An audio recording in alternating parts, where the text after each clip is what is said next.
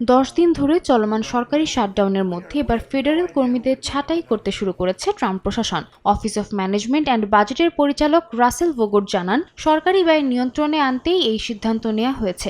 শিক্ষা, স্বাস্থ্য ও মানব সেবা বিভাগ জানায় তাদের কিছু কর্মী এর মধ্যেই রিডাকশন ইন ফোর্সের আওতায় পড়েছেন। তবে কতজন ছাঁটাই হবেন বা কখন তা কার্যকর হবে এ বিষয়ে এখনও বিস্তারিত জানানো হয়নি। স্বাস্থ্য ও মানব সেবা বিভাগ জানায়, যেসব কর্মীকে অপ্রয়োজনীয় হিসেবে চিহ্নিত করা হয়েছে মূলত তাদেরই ছাঁটাই করা হচ্ছে। এতে Centers for Disease Control, Agency for Health Care Research and Quality এবং হেলথ রিসোর্সেস অ্যান্ড সার্ভিসেস অ্যাডমিনিস্ট্রেশনের কার্যক্রম ক্ষতিগ্রস্ত হতে পারে। গণহারে কর্মী ছাঁটাইয়ের দায় ডেমোক্র্যাটদের উপর চাপাচ্ছেন ট্রাম্প প্রশাসন। অন্যদিকে সিনেটে টানা সপ্তমবারের মতো ফান্ডিং বিল পাশে ব্যর্থ হওয়ায় শাটডাউন আরও দীর্ঘায়িত হওয়ার শঙ্কা দেখা দিয়েছে।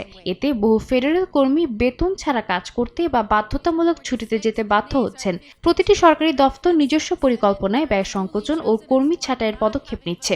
এ অবস্থায় রিপাবলিকানদের কঠোর সমালোচনা করেছেন house of minority leader Hakim Jefferies. তিনি অভিযোগ করেন, সরকার সচল থাকা সত্ত্বেও রিপাবলিকান নেতারা সচেতনভাবে কংগ্রেসে ফিরছেন না এবং পরিস্থিতিকে আরও জটিল করছেন। উভয় দলকে দ্রুত আলোচনায় বসে শাটডাউন শেষ করে জনগণের স্বার্থে বাজেট চুক্তিতে পৌঁছানোর আহ্বান জানান তিনি।